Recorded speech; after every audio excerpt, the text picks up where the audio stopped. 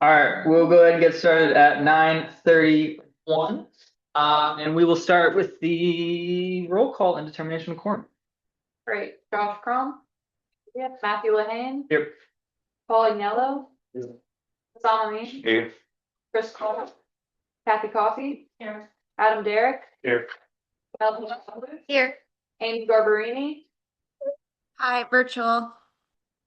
Great, thank you. Kate Gibson. Here. Leon Hughes. Daniel Koenig. Cassie Lord. Will Montgomery. Here. Philip Prella. Here. And Ronnie White. Here. And we have a forum. Awesome, thank you. I will move on to item number 3, approved March 2nd, 2026 Technical Advisory Committee agenda. Jefferson, you have a place to just add slide with the results of the TAC round that had just been announced. I'll make a motion to add that slide. It's just one slide and we can do it any way we like. All right, good. All those in favor of the approval of the March 2nd, 2026 agenda with that additional slide on TAC agenda on the TAC agenda. And we will just add it at the beginning under 7, or we'll just do, I guess, 7E. All those in favor? Aye. Any opposed? Motion carries. There you go. Move on to public comments. Comments and questions from the public are welcome at this time. Staff will also read comments submitted by the public prior to the meeting. All right. If there is none, we close the public comment period and we move on to the consent agenda. There are 2 items on the consent agenda: the TAC meeting minutes from the prior meeting and a resolution for a tip adjustment. Motion to approve. All right, motion. We have a second. Second. All right, any discussion? All right, all those in favor say aye. Aye. Any opposed? Motion carries. Move on to item number 6, tip amendments and modifications. We have 3 items on the agenda, and I'll pass it over to the chair. Thank you. Sorry about that, everybody. No problem. So it sounds like we're approving the agenda. We're on to item number 6. 6, okay. B, C, so on. Okay. All right. So it looks like this is a resolution to endorse a public comment period for the FY 24-27 TIP program to add UPC HGA 01 for the Healthy Generations Area Agency on aging to acquire 288 accessible vehicles. Need discussion? Let's just do them all together. Okay, yeah, if we want to do them as a block. All section. All right. Favor? Aye. This, all right. Those all pass. And Mr. Chair, on the, we had an addition to the agenda, item 7E will just be a slide on the TAP funding. All right, very good. Move on to number 7, action discussion items. 7A's CLRP prioritization method. Mr. Rideout, Dr. Rideout, excuse me. Good morning, everybody. I hope you're well caffeinated because I have about 24 slides to get through. Don't worry, a lot of this material you've actually seen in different iterations. But if you go on to the next slide, we are in our middle, or begun our LRTP process, which obviously that includes our CLRP, our constrained long range plans. This is our financially constrained list of projects. And today I'm going to walk you through kind of impacts and address our air quality conformity changes. We're going to review a real quick refresher on our previous methodology as well as our analysis. We did an assessment called last year that looked at how well we are kind of keeping up with kind of changes in our region based on our projects in that list. And then I'm going to actually discuss a new scoring methodology, new framework, and kind of the next steps moving forward. Next slide. So, good news, everybody. We are no longer constrained by the our air quality conformity analysis. So, about 25-ish years ago, we kind of started tripping the ozone requirements, and then we entered into 2 10-year plan intervals where we are in the maintenance area. And at that point in time, now with with the new EPA, as well as a result of a few court cases, we have actually basically managed our ozone to the point that we are no longer triggering the conformity analysis. So this is big news for the CLRP or LRTP because we're no longer having to do that analysis when we add and remove items from our constrained long range plan. Next slide. Let's best explain this way. you have air quality conformity.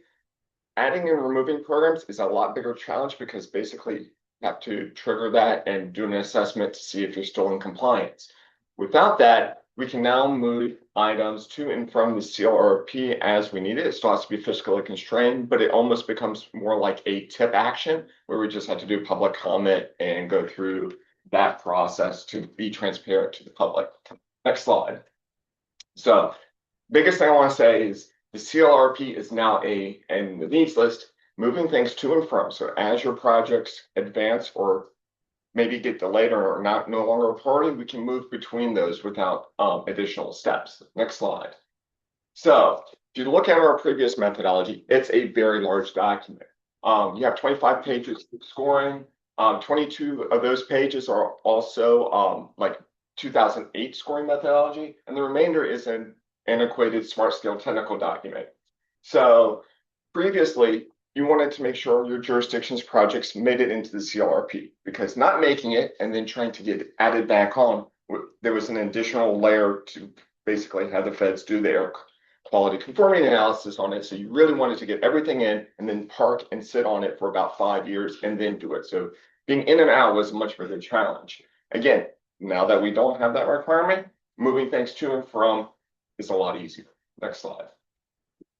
So in previous scoring, it was very much a project-based project. It was a very large scoring analysis.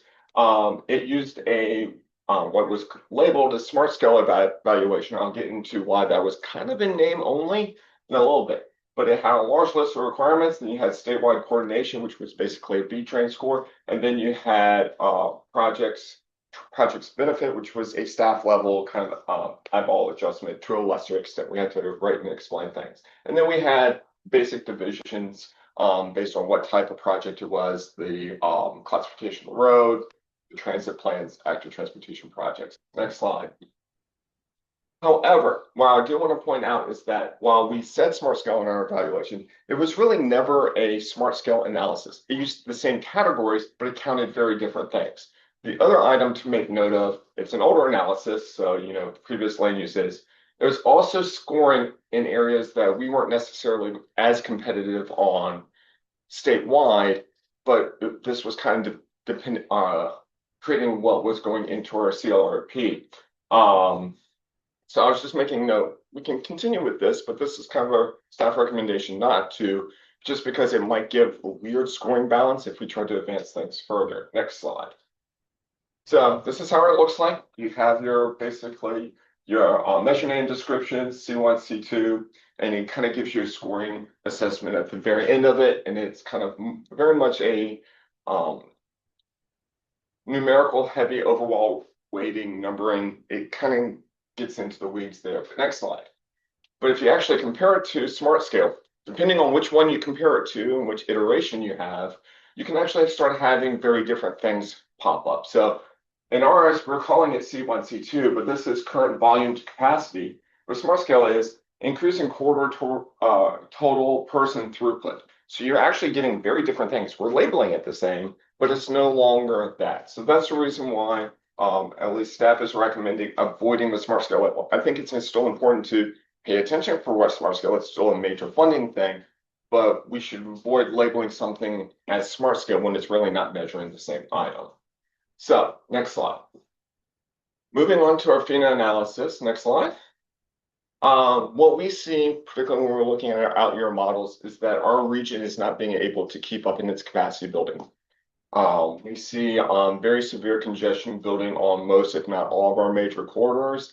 It doesn't matter if you're I-95 or Trustlow Road, you are seeing major congestion building to the point where our current day levels are going to be very common on our worst roads. So while there is some green in the area, generally speaking, when we're putting our new projects into the models, we're not being able to keep up with our growth and the amount of trips being taken. Next slide.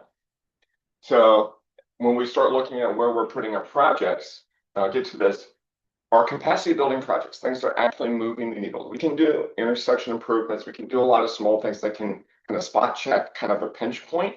We're just seeing that our volume is way particularly into the future, is really outstripping our capacity. Next slide. So our recommendations coming up that is that the CLRP needs to focus on two things: capacity and connectivity. We have to start addressing the fact that we have some severe bottlenecks in our region, as well as some severe capacity constraints. Safety is always still important, so we're going to keep that. But kind of looking at smart scale and kind of our competitive in there, land use accessibility and economic development is probably, or it could be a little bit less of a priority, at least in our CLRP. So next slide. We're also dealing with severe cost inflation. So in our FINA analysis, we kind of redid what happened with inflation, because the previous one was done right before inflation kind of took off. And so we're actually updating those figures now. Next slide. And we're going to actually have to see where our funding for the 2055 kind of lands us, and then kind of draw the line. We're probably looking at a lot fewer projects making it into the CLRP, particularly when we're adding the fiscal constraints. So good news is air quality conformity makes things a lot easier. I think our financial constraint is going to be a little bit more difficult, but we ultimately won't know until we have those figures. But that's something that we need to start thinking about earlier. Next slide. So here's the silver lining into that. We actually have a lot of projects in our CLRP that maybe probably shouldn't be. We have 337 projects. Give you a good takeaway: Richmond, 11 jurisdictions, I think 11 counties and cities, 268 projects. Much bigger region, and yet we have a lot more projects kind of hanging around in our CLRP. Stanton, on the other hand, is probably the smallest example, 21 projects. So we can really have a chance to kind of move things around. Only 28 of our projects in our CLRP are capacity building roadway projects. We have a bit more on bike, ped, and transit, so we're in a better shape there. But our roadway projects, if we're looking at it, if we have about 200, 10% of capacity building, that's kind of something that we want to probably get away from. We need to probably focus a little bit more on regionally significant projects. We're probably going to add that screening filter. But that's also being very clear. I must say that a project that's not in the CLRP might be still very critical for the jurisdiction. It's just not regionally significant. So we can move things in and out as needed, but understand that what we're really looking for is those big capacity, big connectivity projects. Next slide. Hey, John. Yes. I just ask a question on the last slide. Mhm. So with the 337, is one of the reasons why that is so large, because basically we have a lot of PE study projects. No, so actually, forgive me, I am picking on Stafford County. Before you do that, all of those projects can be removed. Yeah. All complete. Yeah. Or will be complete in the next couple of years. So this is where it gets back. So that getting back to the air quality conformity item, you want to make sure that all of your projects are in, because you don't want to go back and redo your air quality conformity. So basically, there is kind of a trend within our previous our CLRP is make sure things are in rather than being out. The downside to that is we have to have fiscal constraints. So I think we were looking at our cost comparisons. We were often downplaying some of the cost in these projects. And actually, it's not on this one because I edited it out, but I think there was like a project, just like the entirety of Truslow Road was a project. I think it was maybe even less than $1 million in this. That is one of the few places where the pipeline studies, and this is getting into smart scale too, probably isn't really accurate, and we can actually reduce that. We don't necessarily need road widening or actually it wouldn't be road widening, but safety widening improvements all along Press Road as a regionally significant project. However, that is chewing a bit of that CLRP money, and when you start getting a lot of smaller projects, even if they're $200,000 to $1 million, they're chewing into that budget. And they get really expensive once you apply a very strong inflation rate out to 2050 or 2055. So it's artificially expanding our CLRP. And some of these projects, I mean, absolutely critical. Are they regionally significant and need to be in our CLRP? That's something that we are saying, nope, this is jurisdiction, we're approved. If you need us to add it to the CLRP, you can later. But if you don't need us to add it to right now, because we don't have to worry about air quality analysis, then we can just say, let's park it outside. We can keep it in a needs list, but it just doesn't have to be there because we don't have to go through that whole air quality conformity process now. Yeah, That makes sense. Ian? John, just two other points. First one is in the LRTP, we have a big needs list.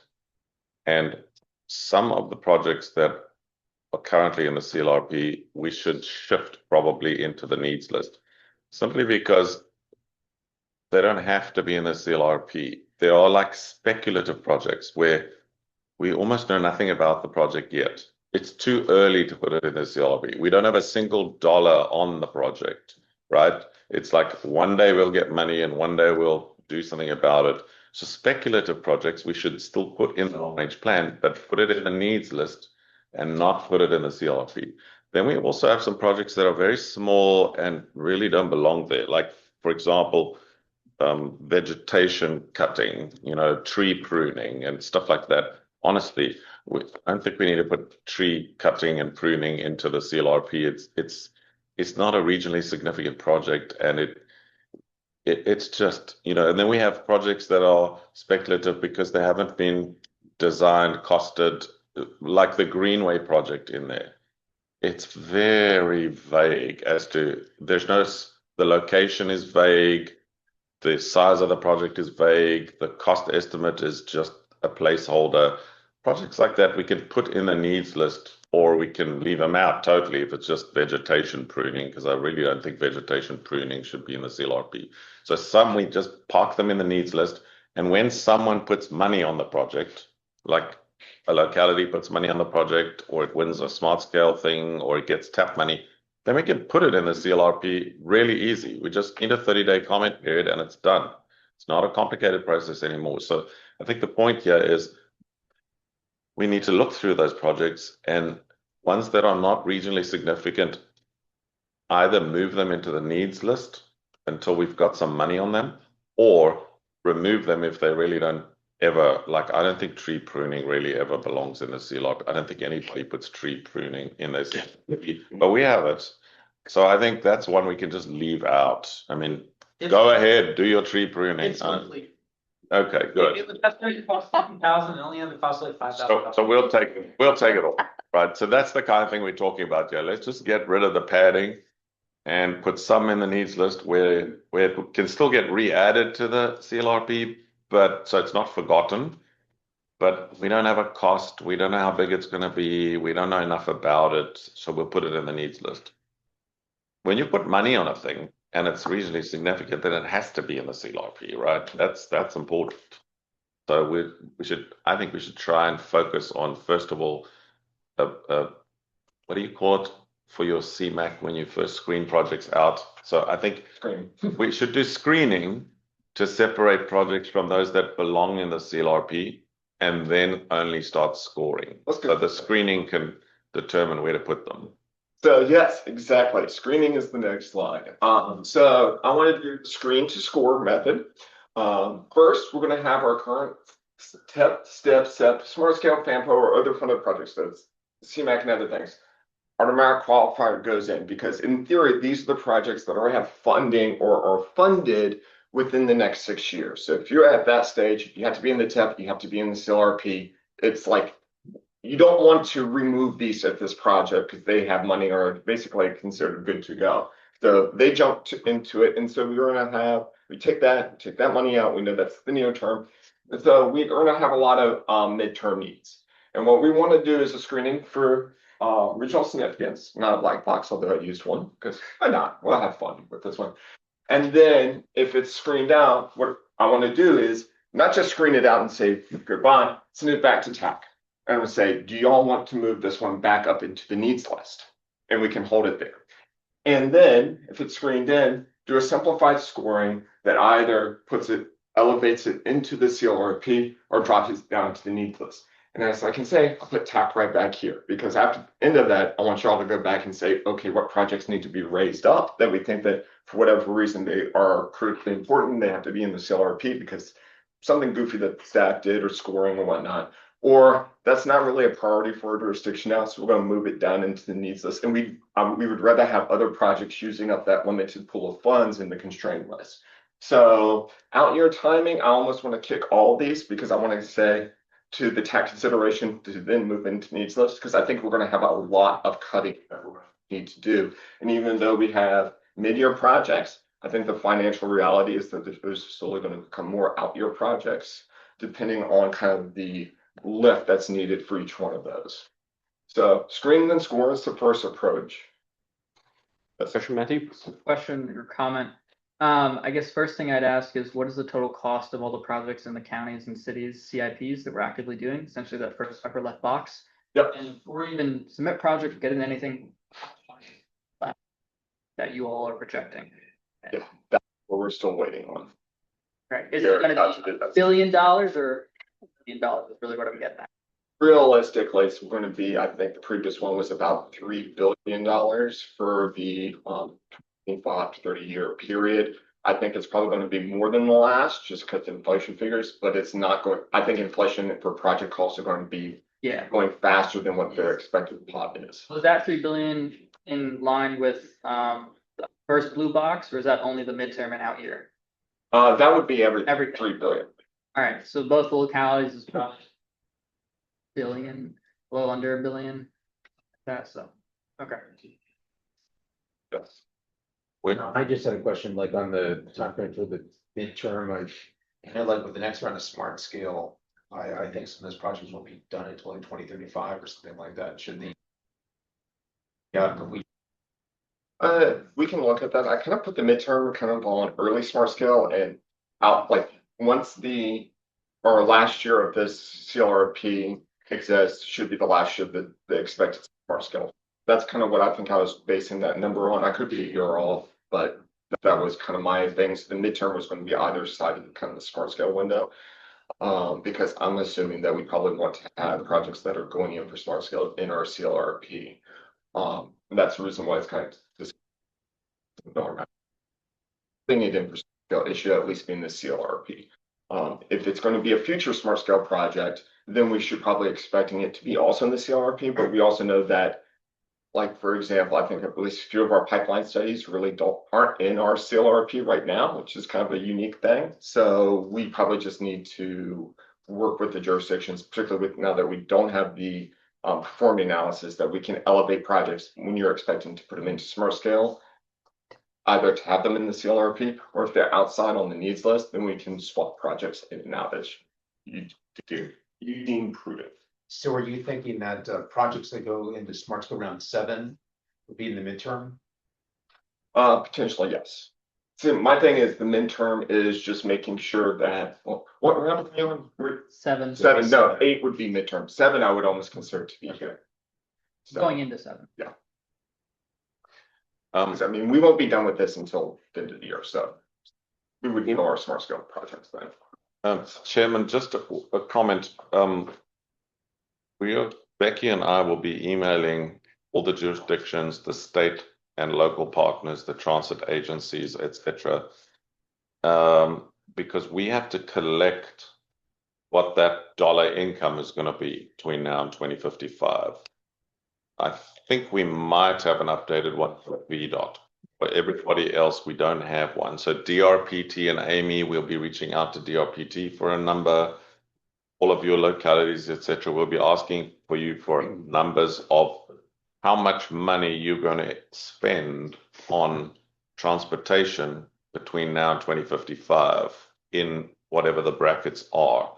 And we'll email you the request, and we need like a letter from you to say this is the amount for each of the 3 time periods or whatever we anticipate spending, because that's how we create the constrained list. We start with a pile of money. So we're going to ask you for what's your piece of that pile of money, so that you give us those dollar values so that we can construct the starting point of the CLRP. And we're going to do that in March. Becky and I will email you in March. And then we'll be able to tell the TAC, okay, the total pot is going to be around X amount of money. And we can break it down into the 3 time periods. We will reach out to you for those numbers. It's just local funding. For your locality, we would ask you to indicate what the county is going to spend. We also have to have an estimate for grants, and we're going through last time's methodology to look at how we deal with that. So we'll give you detailed instructions of what we're looking for, and then if you can please give us that feedback hopefully in the next month or 6 weeks, so that tell the TAC this is the amount of money that we're going to have available. And it's an estimate, right? No one has a crystal ball that gives you exact numbers. It's a projection. So you project based on all the facts at your disposal at a moment in time. You project into the future and say it's likely to be this amount. No one's gonna, if you spend $1 more or $1 less, no one's gonna care. It's just we need a realistic assessment of the future with based on what you know at this point in time. All right, so what happens after screening? And I'm going to introduce you to one of my more radical concepts coming up. So I would like to introduce cascading formulas into our CLRP. So what this is doing is basically looking at the type of project. Let's throw out the facility typology for a second and say, what is the project actually doing? And then we're going to give projects that meet the highest level, the first by the apple. And if they don't make it, then they can drop into the second. So it's not a one and done. This is going to involve a little bit more locality and jurisdictional input on this. Basically, what we're looking to is base a scoring criteria that is looking for connective and transformative capacity building. So we want projects that are adding capacity to the network and adding connections to the network. And if the projects do that, they're going into the first tier. That this can be whatever numbers, pieces of the pie you want to put in, taking feedback, but that's what we're looking for. And if a project scores competitively, we have some good projects, and then we have a project that isn't scoring as well, and you want to say, well, I know that that's not scoring well, let's drop it into the next category, which is either connectivity or capacity building. So we're looking at that, so it's going to cast out. And if you still have a project that doesn't, then you have your local priorities list. And so we're looking at the funding, and as it gets done, you can have the option to either say, we need to elevate this project, basically, even regardless of, say, mediocre scoring, but notice that it's going to slowly bump projects off or down. So, and then we have our needs list as well. So you can actually work your way back up to a lesser extent, but that's something that we wanted to introduce. Because this is something that is actually done in other areas, states, jurisdictions, as far as, hey, we have a really good project, it's just not really working here, so let's drop it down into it, but knowing that that's a trade-off because you'll be bumping other projects. And I'll do a good example. Next slide. Again, it flows down. So next slide.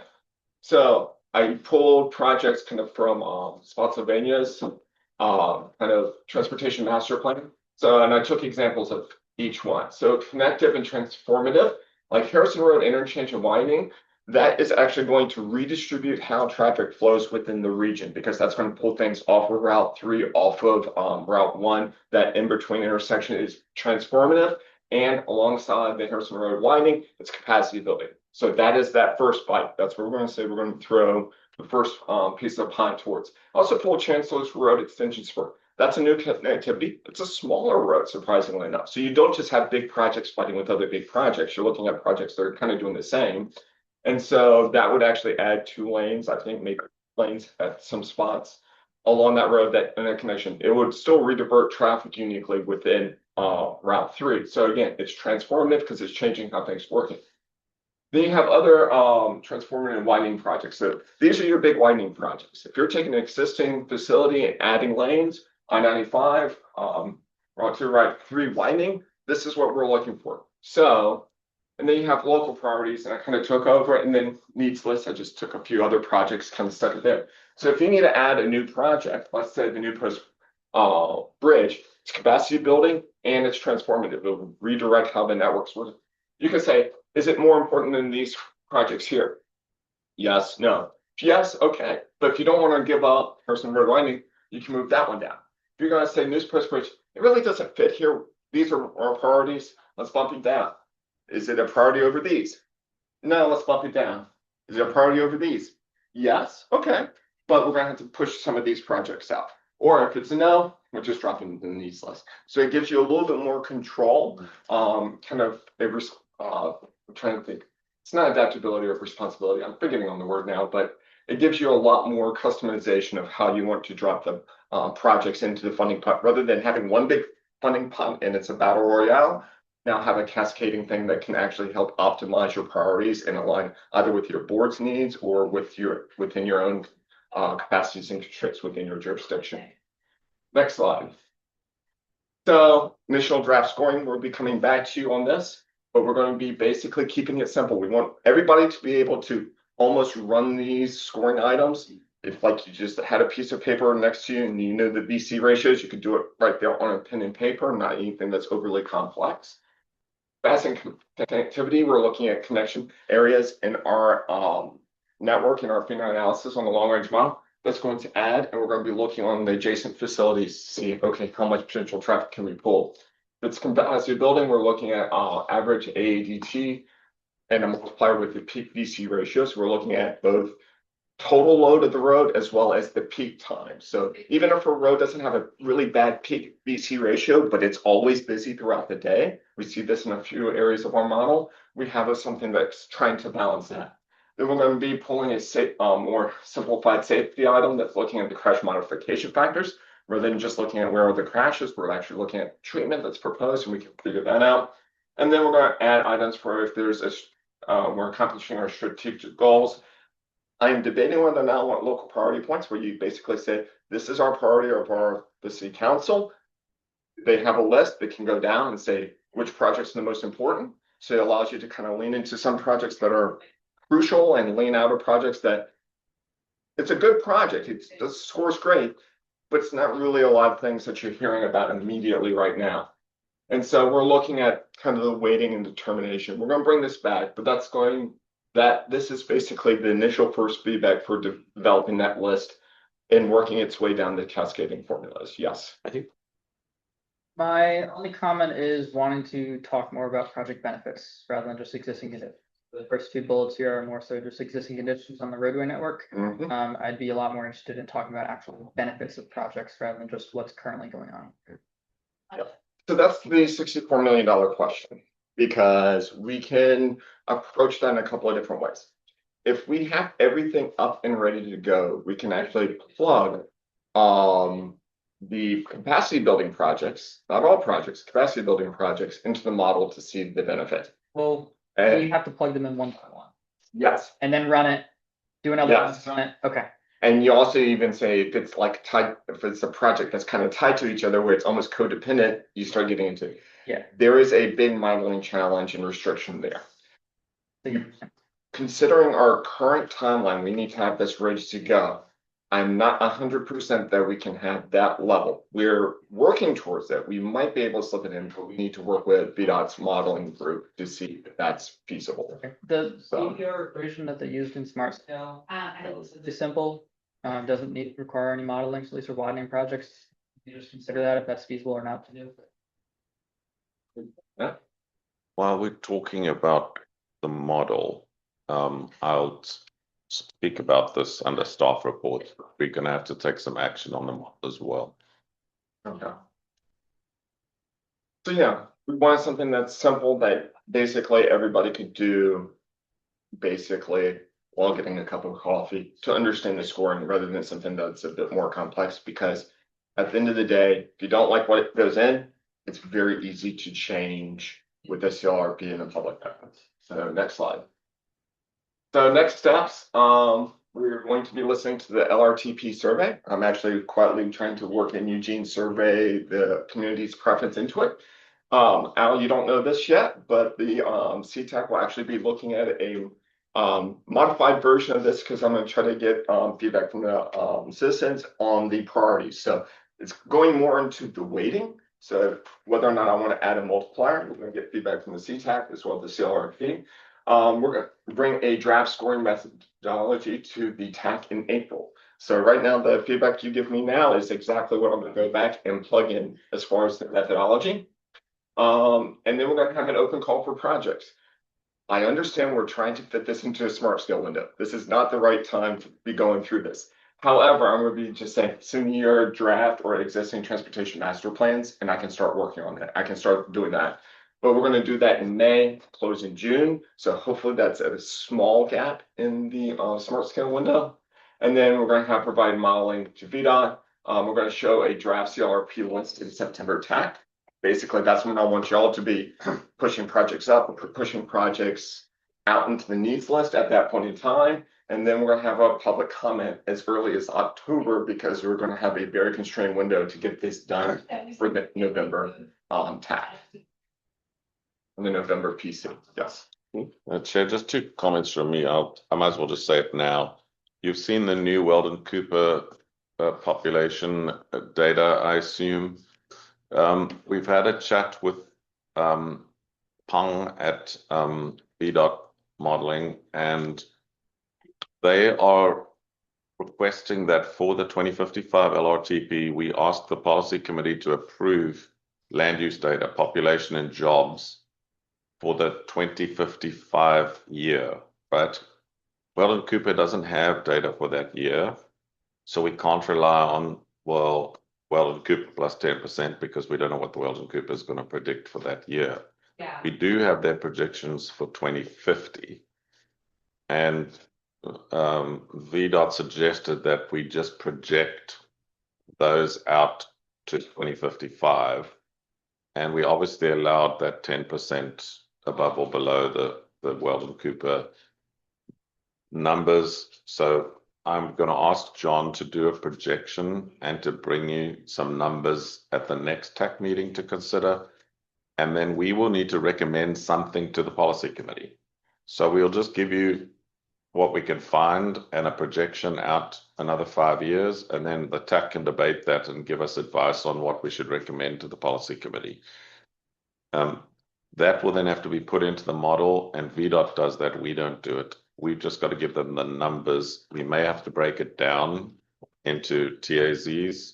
I don't know yet. We will work with them to do that. And then they will rebuild that model and give us a 2055 model year that we can plug projects into or remove projects from.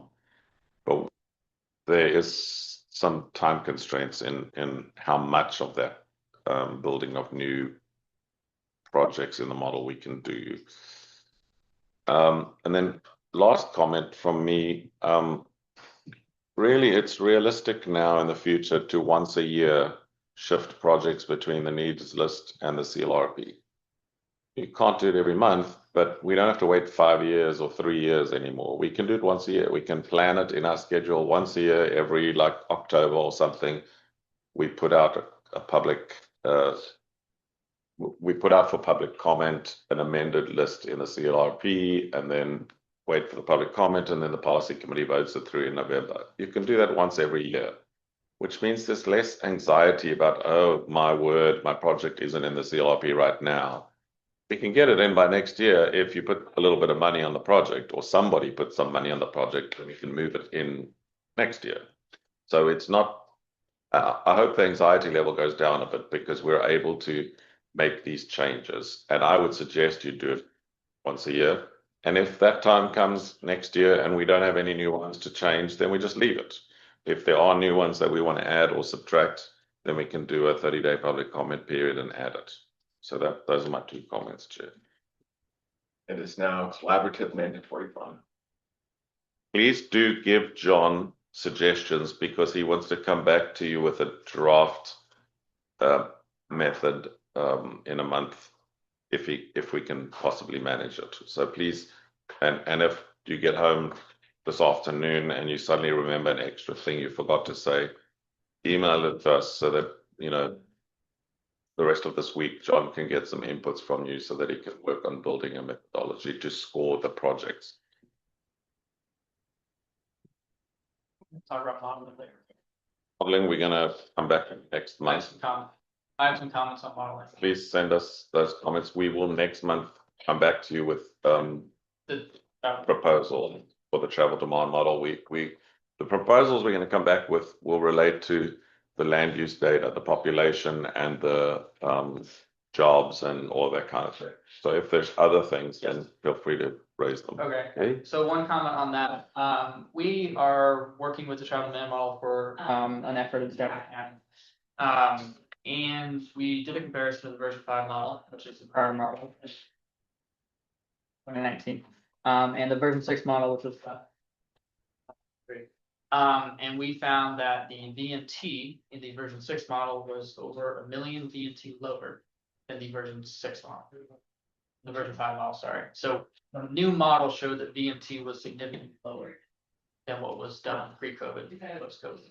There's a concern that the current model uses post-COVID data that is literally post-COVID, which you think it might be inaccurate compared to say 2025 numbers, where I think everyone on this table will feel that things are mostly back to normal, if not worse than they were pre-COVID. Is that for the output?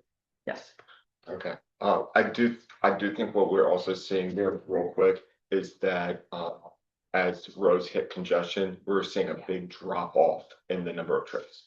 We're actually seeing fewer trips and they're becoming much shorter. But the prior model did not. I'm just talking. Did not show that, Did yeah. not show that, right. So, I mean, just something I'd like us to look into more, because I'm not certain the V6 model is what should be the most accurate thing.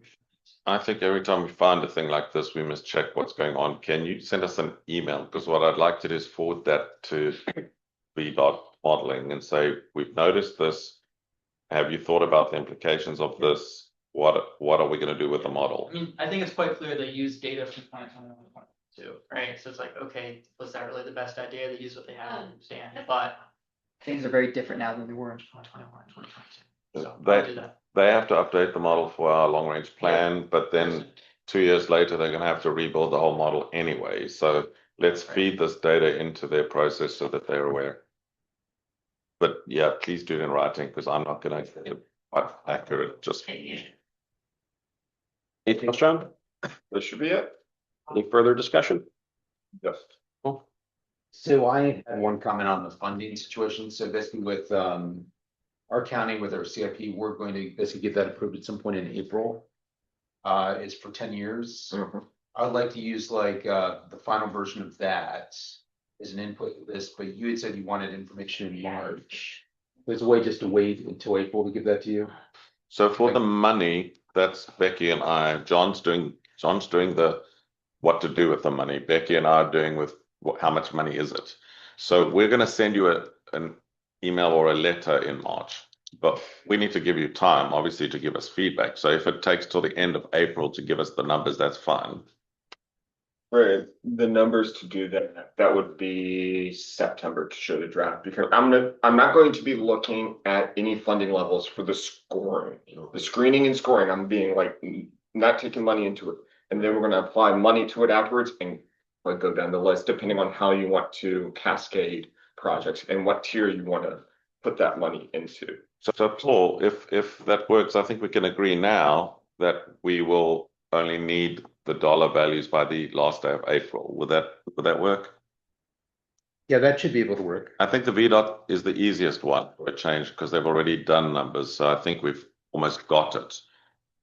DRPT, I don't know what they have. We'll reach out to Amy and get those numbers. But I think that if we send you a letter in March, like next week, and you've got till the end of April, I think that should be fine. It'll give us enough time to do the CLRP. Okay. One other comment just to add to what Paul's saying, and I think, I don't know if Paul has an opinion, but our CIP is in a similar state, waiting for approval.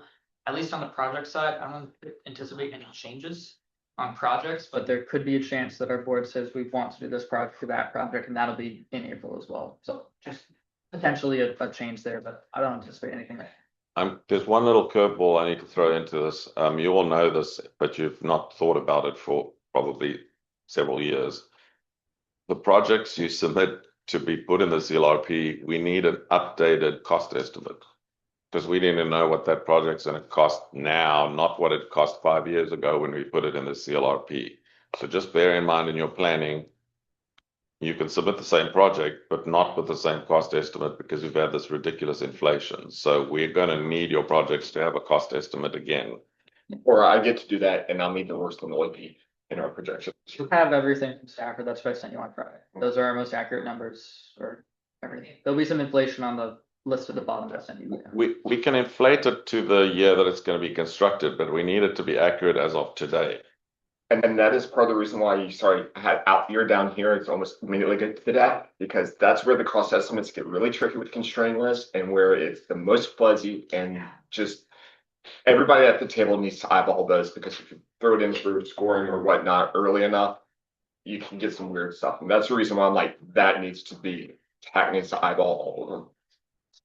One other question on that, are you inflating to 2043 for the out year or 2055 for the out year? 'Cause that's, so 2050, yeah, fine for the out year. you're anticipating to the end of the out year cycle, not the beginning. Okay. Yes. Well, Take a mid-year. I we think can, Yeah, yeah, we need to figure that out. we can fiddle with that later. At this point, what we need is your list of projects, a 2026 cost estimate, and separately, how much money the county is going to have available to put into the projects, or DRPT is going to have available, or whoever's going to have available. And, you know, if there's infrastructure, we're going to look to our transit partners too, if you want. Like BRE might be, hey, we're going to build a whole new train station in Stafford County north of Brook Road. Then we'll all get excited. But that needs to be a cost estimate. I'm done. All right, anything else?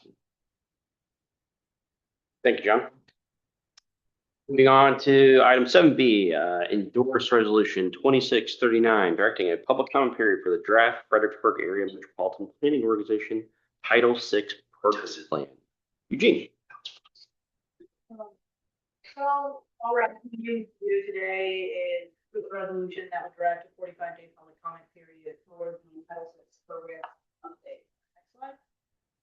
Title VI of the Civil Rights Act of 1964 is the prohibition against exclusion from participation in, denial of benefits of, and discrimination under federally assisted programs on grounds of race, color, or origin. Because sample receives federal funds, we are federally required to have a plan that outlines how we're going to comply with the Title VI plan. We're updating the sample test program plan because in 2021, the public involvement coordinator Ben Stacy Fine combined the Title VI plan and the public participation plan into one document that we call the Community Engagement and Equity Plan. In 2025, FAMPO met with VDOT, told us that we should now separate the plans into separate Title VI and separate public participation plan. So we took a VDOT template for Title VI plans, and we combined some of the information with the already existing plans from 19 and created the current 2025 or 2026 Title VI program plan update. PWRC and FAMPO work in conjunction to make these plans together, so they're pretty much the exact same plan, with exception to GWRC being switched out for FAMPO, the counties, and the county. And in 2026, we had VDOT Central Office review and the plan as well. Next slide. So all we need to do now is open up the 45-day public comment period for proof of plan. In May, not April, we'll endorse and approve the plan. We'll update websites and our necessary documents.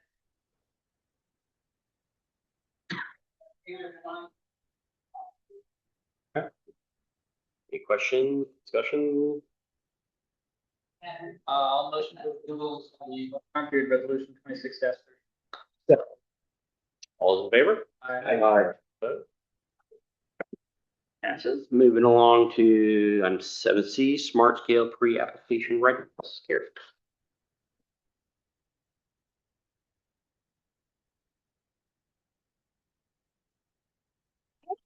Our application for preparation, we are starting out today. Next slide, please. So today we're going to review the potential change discussed by the CTB, which is only one small change, and review our pre-application requirements and the time. Applications start today. The portal opens, gate 1, and the pre-application deadline is coming up very quickly, April 1st. Next slide.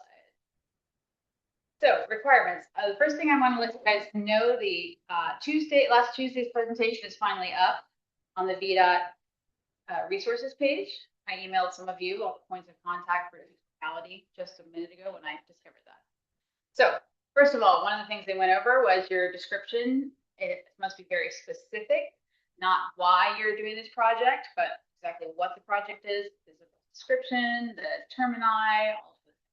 The sketch has to have all features, but no extra features.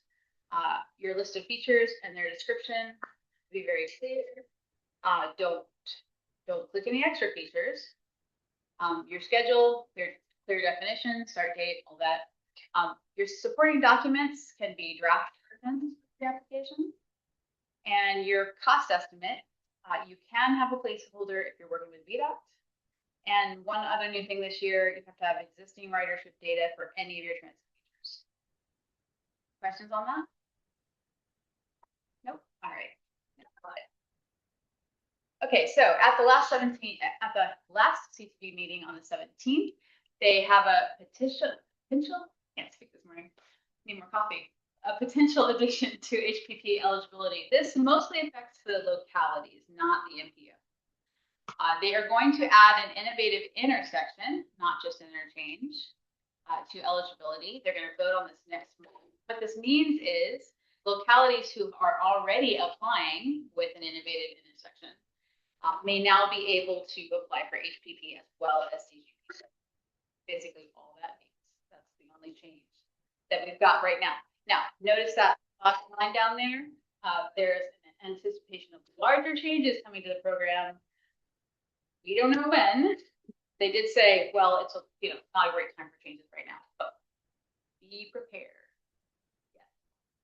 So when you refer to like larger changes for round 7, or like larger changes like round 8? To the meeting, and they weren't. They did say, well, it wouldn't be a great time to change things right now, but anybody else would listen to this meeting? Anybody else listen? I did not listen, but if you just think logically about it, once the pre-application portal opens, to go back and make Right. significant changes to the scoring process would be unthinkable. Right. So I'm assuming it's for the next round. I think let's safely assume that. I think we're all a little bit, from last time, there were a lot of changes, and I think we're all a little bit like shell-shocked, but I believe that nothing is going to change for round 7. I think overall they would like to make. Yes. So do you have any sense for what's driving like the proposed interchange for the innovative intersection? Yes. So Secretary Donahue said, I don't know how to explain the difference between an innovative interchange and an innovative intersection to my public, even though, one's at grade and one is not a grade.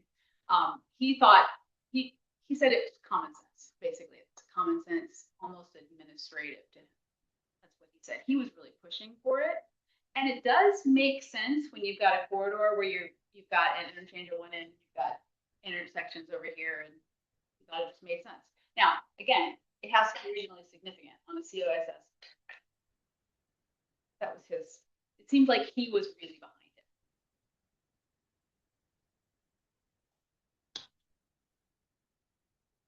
Any other questions on that? Good. Okay, next slide. Okay, most of you are familiar with this page. I just want to remind you that it exists. Round 7 resources on the VDOT page. New resources this round, they actually give you feature descriptions and example text there at the bottom. All of the things in orange on the slide are links.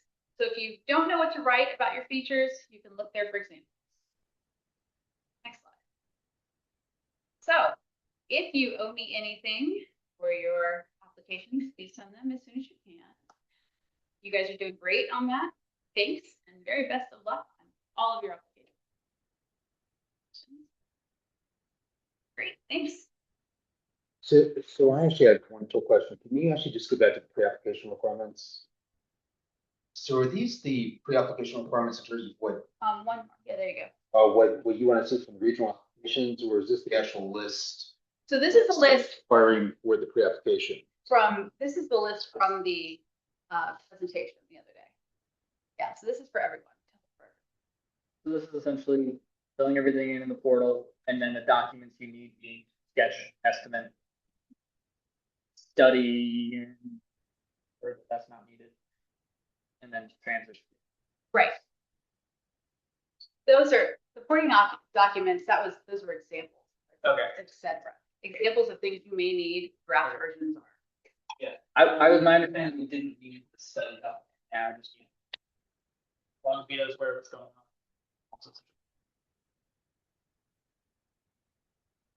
Thank you. Thank you, everyone. Moving along to 7D, Bridges Safety Infrastructure for Community Success. Okay. Somebody. So we've given a lot of bad news recently. You know, Tampo's budget is extremely tight. The last year we had to remove a lot of CMAC and STGB funding because it was reduced. Smart Scale has, you know, given us a lot of difficult outcomes. Well, maybe what we're going to talk about now is some good news. And I say maybe because it's a draft of legislation. And it's a bill. They call it an act, but that's, as a former member of parliament, that's factually inaccurate. The word act means an act of Congress or an act of parliament. If Congress hasn't taken any action, then it's not an act, it's a bill. So this thing is currently a bill, even though they're calling it an act. However, if Congress does take action and approve this bill, it has a very, very good news for us. Just remember, it's a draft bill. They're going to tweak this thing. They may even vote against it, I don't know. So let's not assume that this is going to happen. This is submitted. All the big planning organizations are basically getting behind it.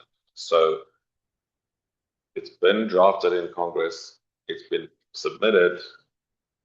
Everybody that's a planning institution is saying we have to have this, right? So it's got a lot of support and it's bipartisan. So looks like it will go somewhere, but we can't say for definite.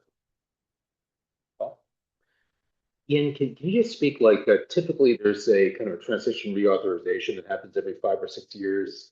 How does this fit into that? Because this seems pretty significant, but it doesn't seem to be the reauthorization. Yeah, so this is not the reauthorization bill. However, the presentation I went to, they made it clear that this is meant to be the core of the reauthorization bill. So it's complicated, right?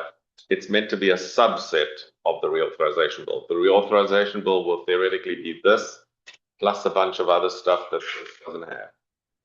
So this is not the total reauthorization bill. It's like a core part of the reauthorization bill. So they're doing it in 2 steps, presumably. This is step 1. And this is good news, I think. Next slide.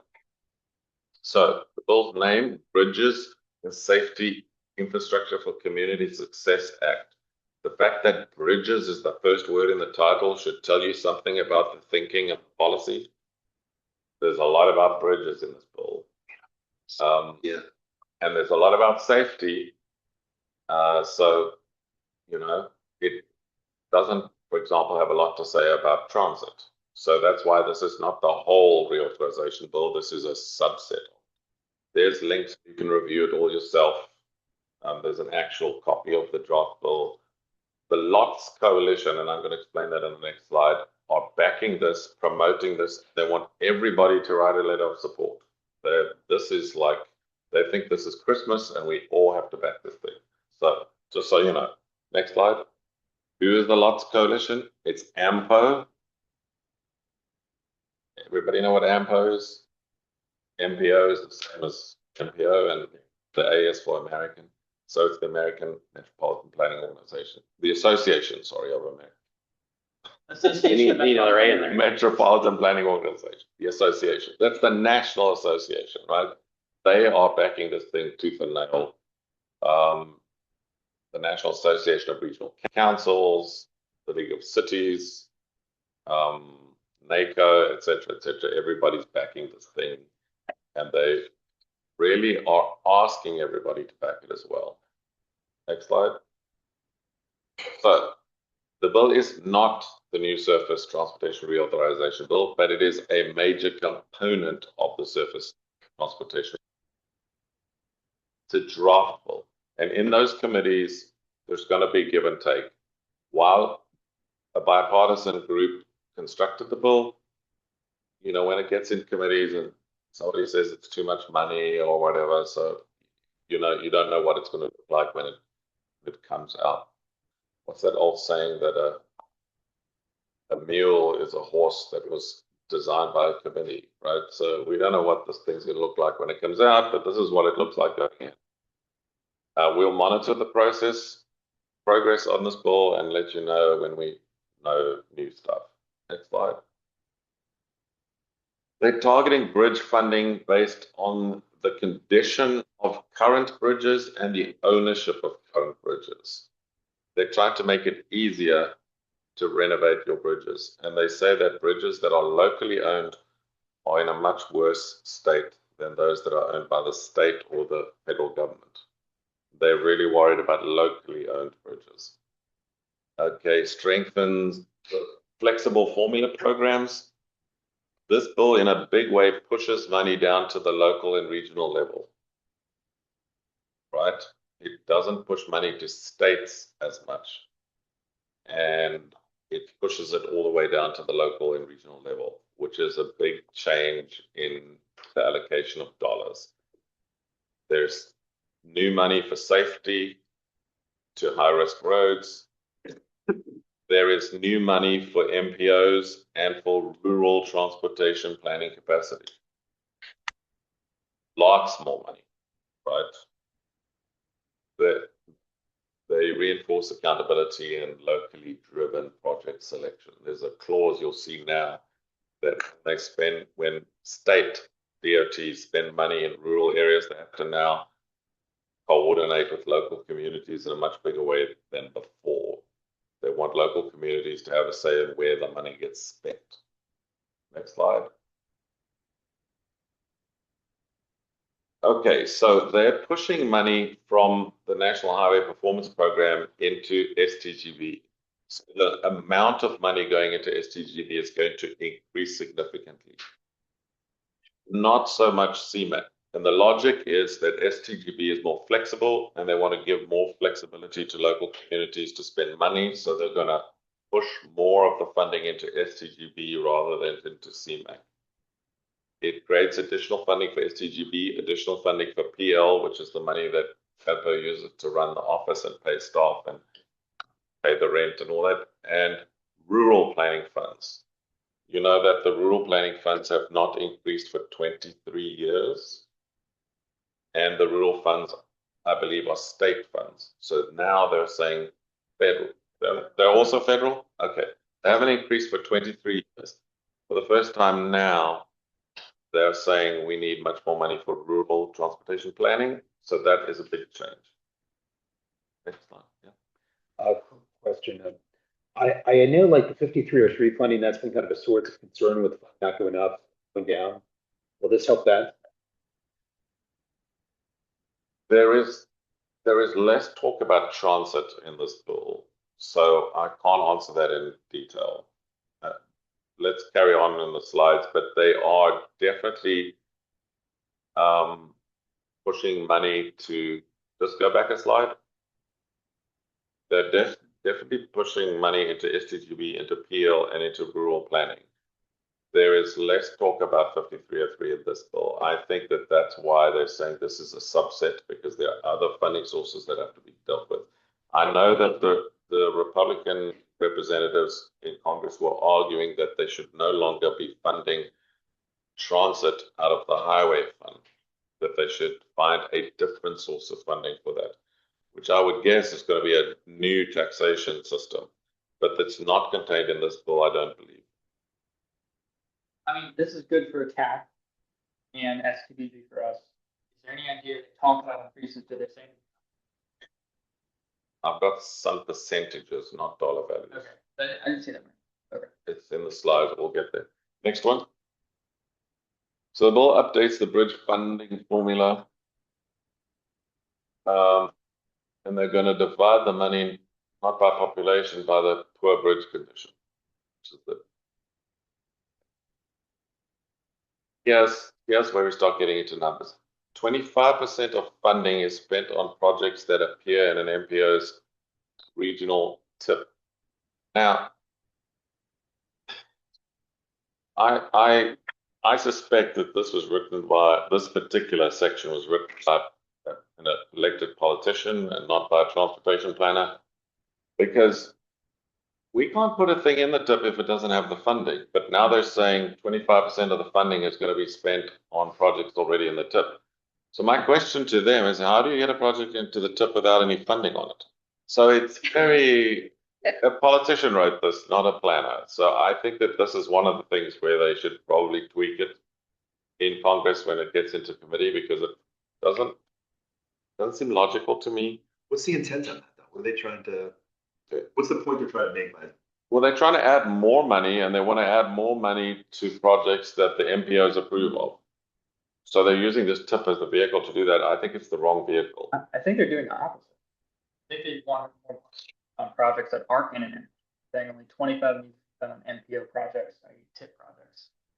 In areas with under 50,000, areas without that. Well, there you can see, you've already got two different views. So I think this section needs a rewrite, but hey, I'm not in Congress. I'm just telling you what I have. This is what we have. Giving more money to MPO planning, but they're also saying spend less money on projects.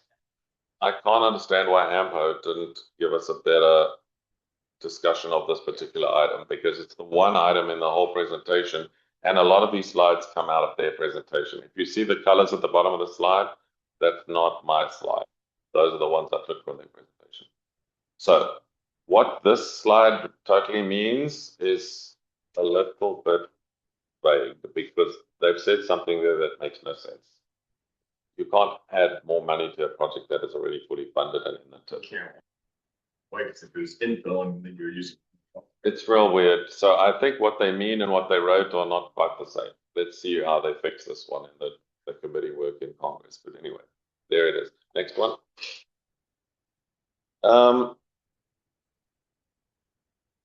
It increases the percentage of funding for HSIP that allows projects that meet safe streets and roads for all standards to qualify for HSIP. So that when you read the fine print, if you have a SS4A safety plan, which we now have, projects that are in there, it looks like they're going to automatically qualify for HSIP funding of some form. Obviously, depending on how much money is available and depending on who approves it and all that kind of thing. But there seems to be this drive that safe streets and roads for all projects are now going to get given additional 25% of HSIP funding as a project that is that you saw on the previous page. I think we need clarification there. It's the way they've written it is just messy. Next slide. Now they want to give, as I said, dollars to local communities. So increase the percentage of funds for STBG.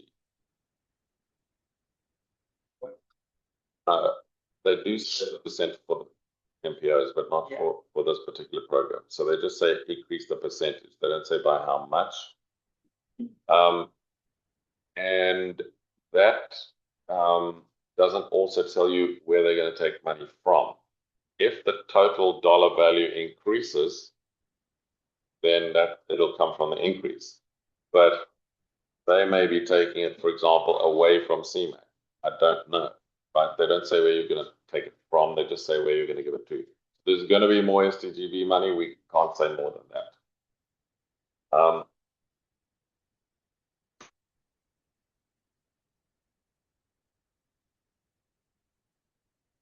You can see there that 25% down the bottom again, MPOs and RTPOs. That's a rural transportation planning organization. We don't currently have one of those. But you'll see later on, RTPOs will get an automatic off the top $300,000 every year, right, in this bill. So if the bill is approved, it may be something that the region wants to think about. We may want to create a rural TPO that will get automatic funding. If you don't have an RTPO, they have a consultative process where VDOT and DRPT have to consult the local counties and cities and towns before spending money. If you do have an RTPO, then they will use the RTPO to allocate the funding. So with Austin and Virginia, aren't the PDCs kind of, even don't they serve that function? Well, they administer rural funding. Whether they would be designated as RTPOs, I don't know. You might have to create a new committee or something, but we'll find that out. As I said, this is a draft, and there's lots of these questions that I have after reading the thing. How is this going to work? How do we determine it? I don't know. So one basic question, this has a lot of good ideas, for additional programs and so forth. And the question is, how is that going to be funded? With the federal gas taxes, those have been declining, like they're talking about new sources of revenue. So they're definitely going to increase the funding. Whether they're going to increase taxation to do that or not, the president at the moment personally gets involved in every one of these things. So I don't know what's going to happen when he has to come up with a proposal to fund it, or maybe Congress will give him a proposal. I don't know.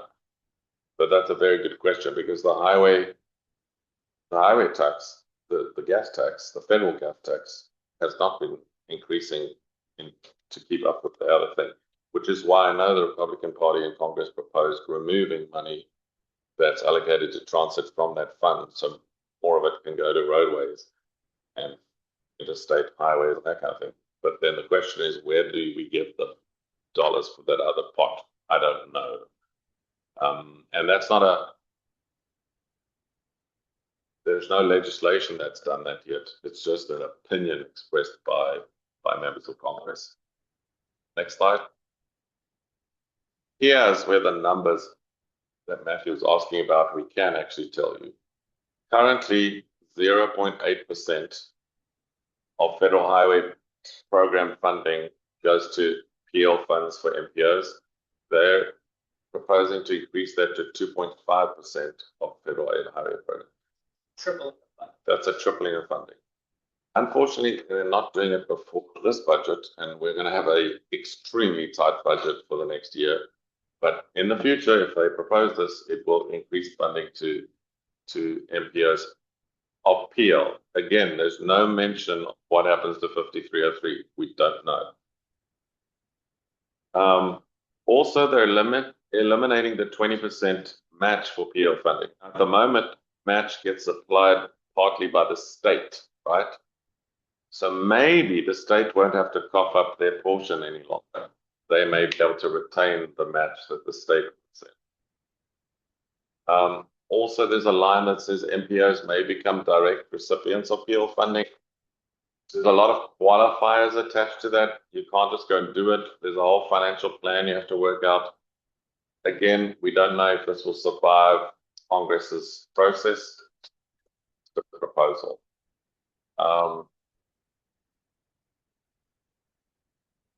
So they just reaffirmed that STGB must be allocated by MPOs and that states must allow MPOs to allocate that funding. Next one. Rural communities. So here you go. Areas less than 50,000 people with an RTPO. The RTPO must be consulted by the state before spending STGB safety funds or bridge dollars. So if you want to fix a bridge in a rural community, you have to consult. If there is no RTPO, local and regional governments, such as state, municipal, county leagues, etc., have to be consulted. So yes, it depends what the local structures look like. And there goes to Paul's question, do we need to create an RTPO, or do the PDCs act as RTPOs and the state federal government allows them to act as RTPOs? I don't know. But there's that dollar value again. There's a new program for RTPOs, and you get a minimum of $300,000, no matter if you're in a tiny rural area or a bigger rural area. It's not a maximum, it's a minimum. but it's automatic if this bill gets approved. Next slide. There are resources and there are also people to contact. So if you want more information on what is in the bill now, those are the people to contact. But frankly, it's a bit too early to get too excited because they're going to rip things out and they're going to add things in. So I'm personally not planning to get too excited about it just yet. The reauthorization bill, you know, should kick in on 1 October, which will include theoretically this as a portion of that bill. So there's some pressure on. Also, this 6th or 7th, what date is it? The election, the midterm? November the 6th? Yeah. So something like November the 6th. So like 5 days. Oh, no, sorry. A month and 5 days after the new bill kicks in is the midterms. So I'm 100% sure that this bill, whatever it looks like in its final form, together with the reauthorization, is going to be targeted at good news for the midterms. Now, taxation is not good news. So how they square that circle of giving lots more money without just before the midterms increasing taxes, I don't know. I did see some notes in the actual bill text about not necessarily increasing funding, percent. A number. So increasing funding to STBG, but take it away From where? That's the big question. Go back and where are they going to take money from? And one of my concerns is that if they're going to raid transit to fund more roadways, that's just a bad idea. But I don't know where they're going to raid funding. We will wait and see. Chair, I'm done. Okay. Any last question? I'm fine, but I don't want to spend too much time on this because they're going to change it. Agreed. I'd rather come back in 4 months and tell you what the final thing looks like. Yep. Yeah. If any questions you have, just contact Ian. But yeah, we'll stay tuned. Thank you for that brief overview. We have a new item 7E, which we amended the agenda, which is the 1-page Okay. TAP results, which Carrie will just share with us. All right. Yeah, we'll move on to that. 7E TAP. Yeah, so firstly, this is just announcement. These are the top. Area, like all of the Panther localities got some. Stafford County, of course, got something from the TMA, which is a separate line. But Stafford, Slovenia, and Fredericksburg each got one. About their selection.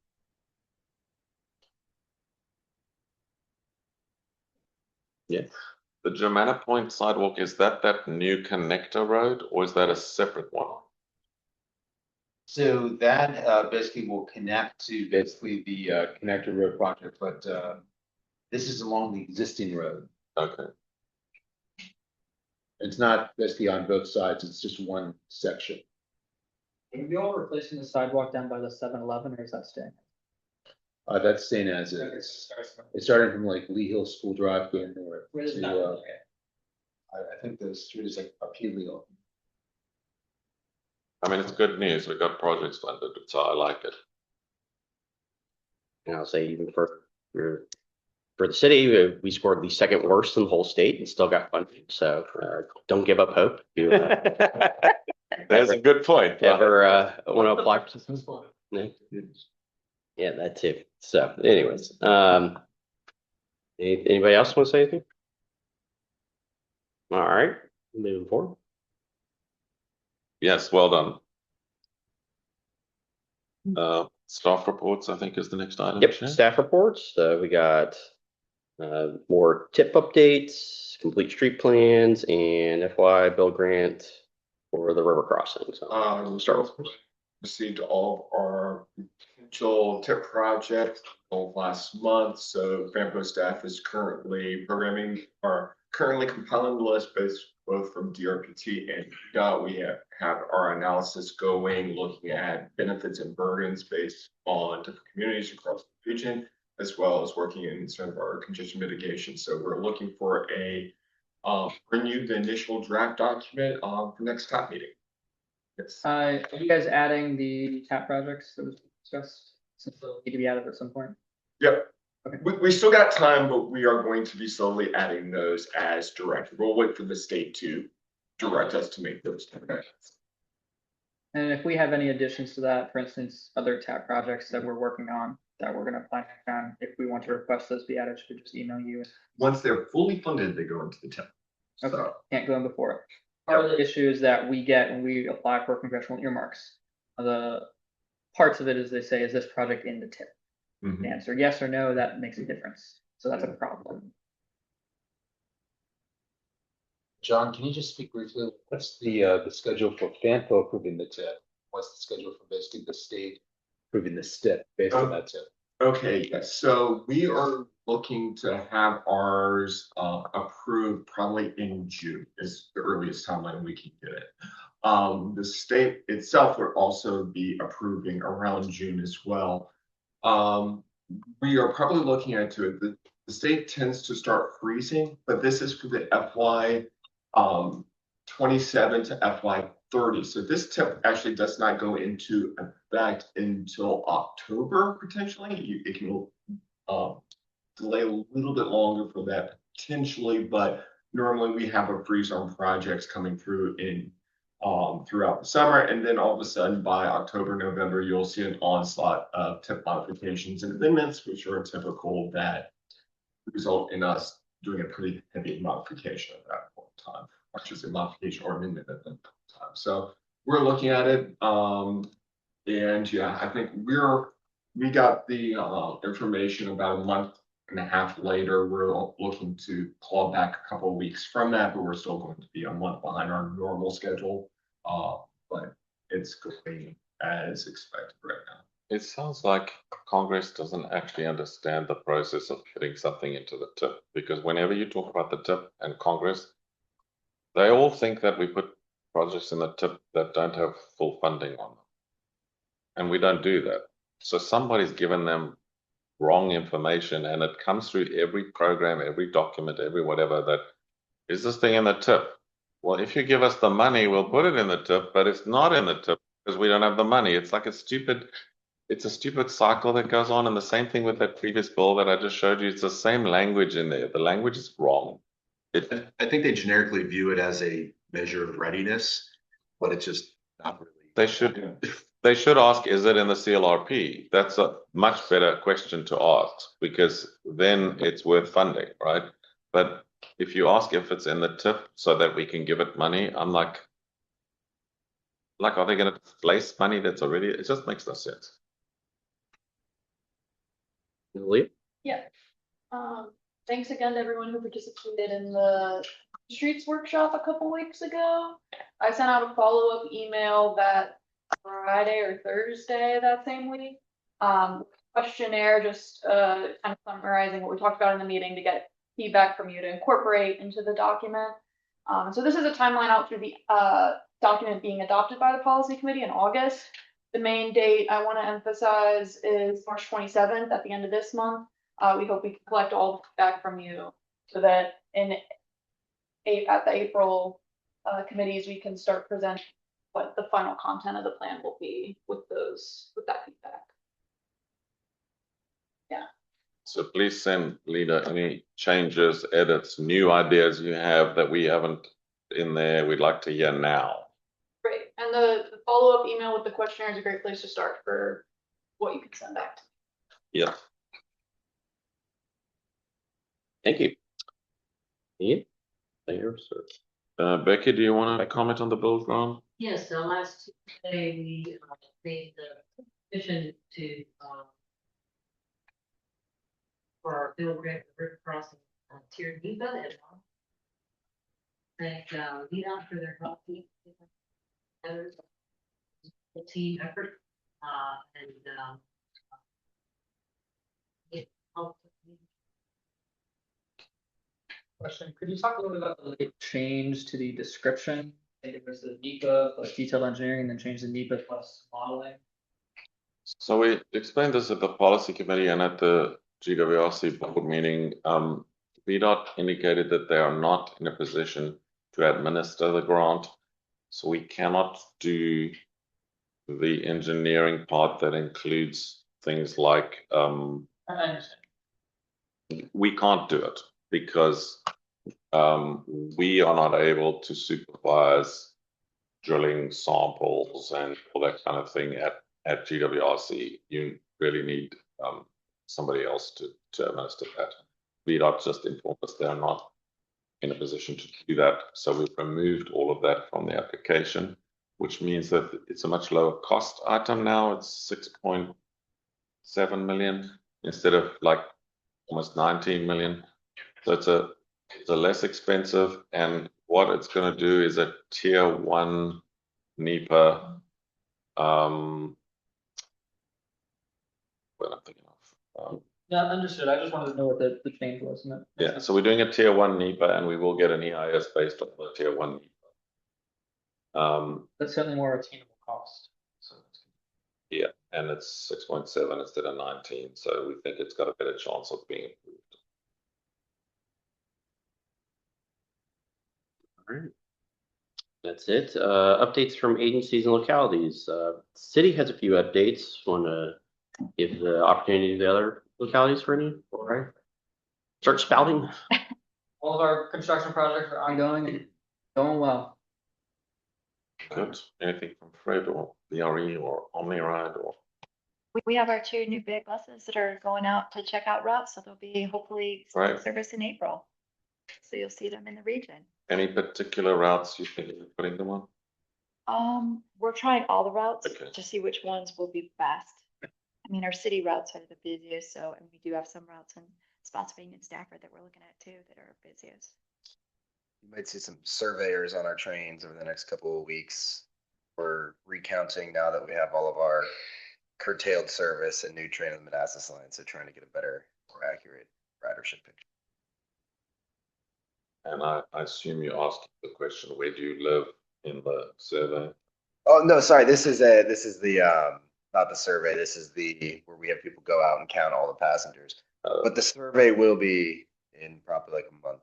Okay. Or we be out on the trains getting that information.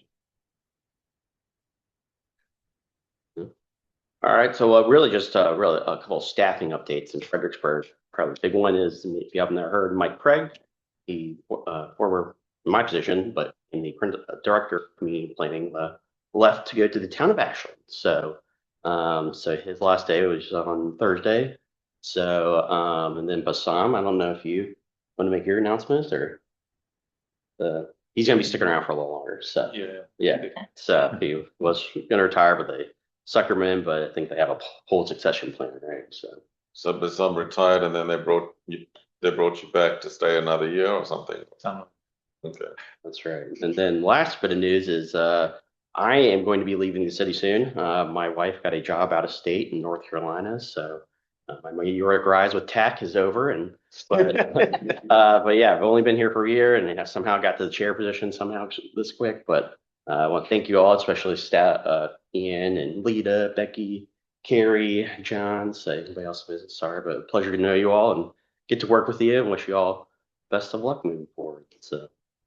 Your last day? Man, beat up. Yep. When will be your That's competition too.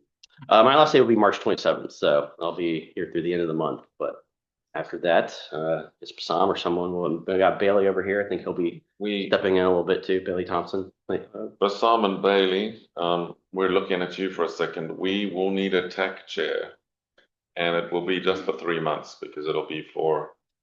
Well, let me just make sure I got my math right. It'll be April, May, and June. You're right. So for 3 months, we will need somebody from the city to chair the TAC. This will be the first time in my almost 5.5 years at FAMPO that I've had 3 TAC chairs in 1 year, but we're going to have 3 TAC chairs this year. So please, city, you need to come prepared at the next TAC meeting to nominate a new chair.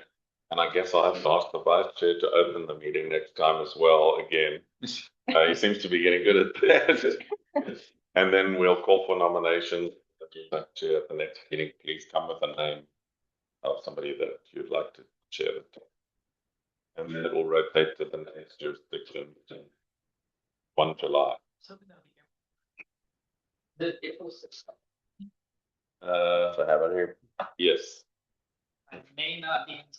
Yeah, Okay, then we'll have to ask the second vice chair to. Can someone please chair the damn meeting? I'm getting back something afternoon or Monday. I'll call your, I had, what's your wife's phone number? in Spotsylvania, beat us doing Harrison Road, and they're closing Harrison Road between an old plank this week. So if you're driving out in the area, don't try to drive on Harrison Road. That stretch. So is this the moving of the traffic? It's the widening of the road from 2 to 4 lanes, and they just closed it down to kind of try to expedite construction. While we're talking about that, is anybody, when you leave here, going towards Route 3 in Spotsylvania? Okay. I just need to lift somewhere. So. No, I just need to lift somewhere, but I will call an Uber.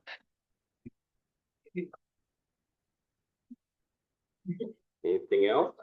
Well, if not, I'll adjourn this TAC meeting to April 6th at 9:30. Thank you all. Thanks, everybody. Yeah, thank you.